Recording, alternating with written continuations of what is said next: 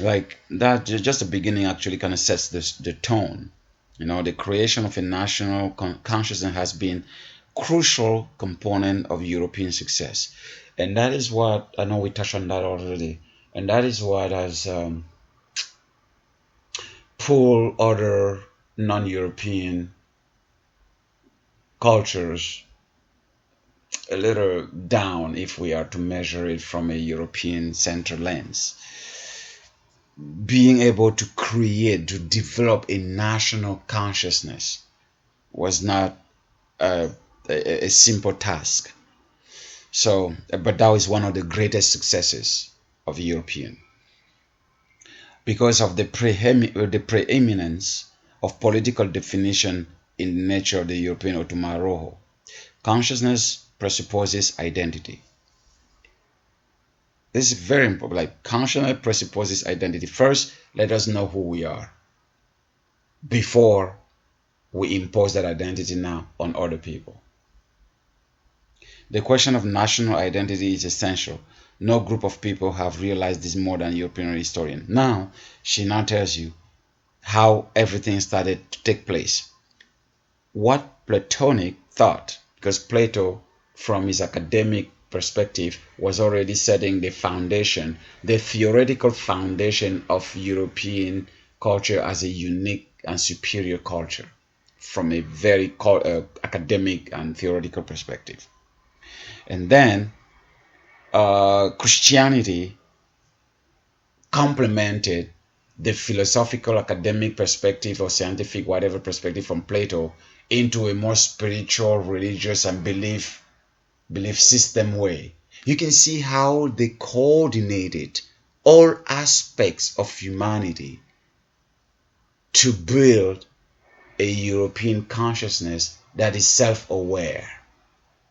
And because it is self-aware, it is scientific, it is civilized, it is superior than other entities that are not self-aware.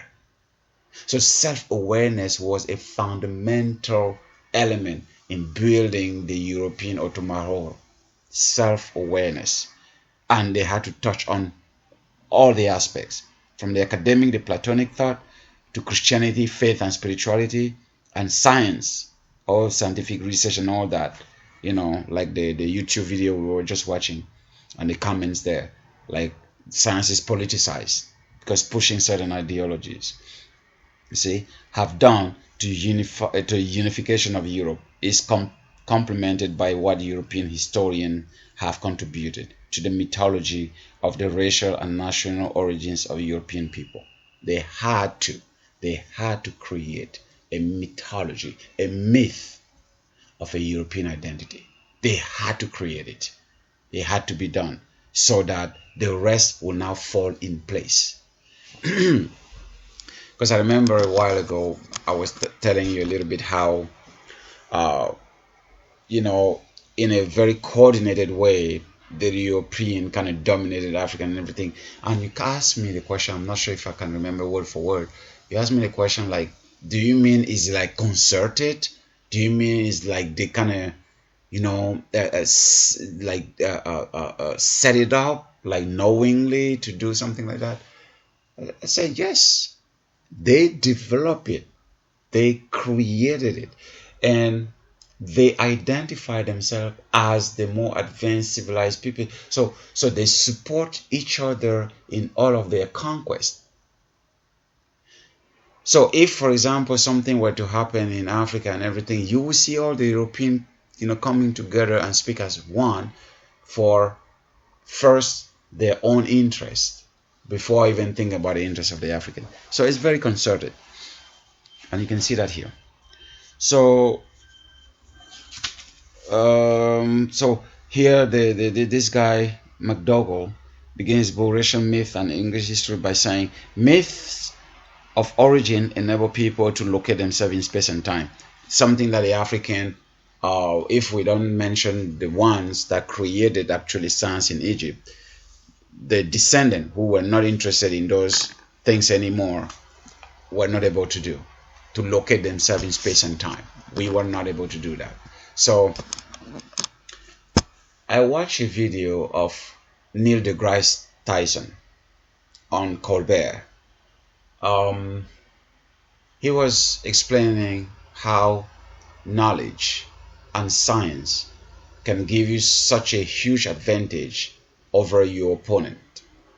He was saying, for example, when Christopher Columbus, went to the indigenous in North America and everything, or some other people who knew how to read the weather and how to read the eclipse and all these things like that. They knew when, what day, and at what time specifically there will be an eclipse or some kind of deluge or anything like that. They knew it because they could understand that. But the general populace that they were controlling had no idea. So when they were negotiating food or land or anything from the indigenous, and when they wanted to take almost everything, and the indigenous would protect their own thing, so they would tell the indigenous, well, because you're not following or listening to what I'm saying, I'm going to talk to my God, and my God is going to punish you. So in a week from now, on specific day and specific time, you will see, how my God will manifest himself in the sky and blah blah blah. And when that day came and the eclipse came and everybody could see the eclipse, and that struck fear in the heart of the indigenous who had no knowledge of those scientific things, and now will be afraid and give everything the scientists were asking for. Same thing with when they knew when the hurricanes or typhoons and stuff like that will come. So they will say, okay, at this time, in 1 day or 2 days, my God will send his wrath to blah blah blah, and then so people who had knowledge could use that knowledge to deceive other people and take whatever they wanted from them. That is the European Otomahoro. That is the European Asili, because they had to create, a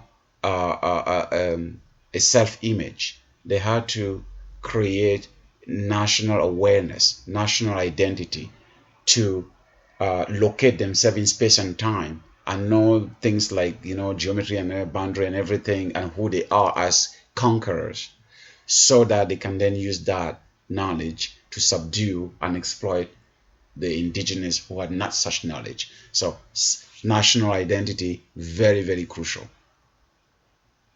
And then that's one of the things that they've been even using against African in the diaspora, African Americans. Like there's that whole debate about, African Americans saying, well, we come from somewhere, because the white American, they kind of trace their ancestry back to, England, Ireland, France, Germany, and all that. So, and then they remove that sense of belonging from the first slave, in order for them to be disoriented, like they have no roots, they come from nowhere and they were no entity. So it was aptly done. So national identity is very, very important in terms of knowledge and control.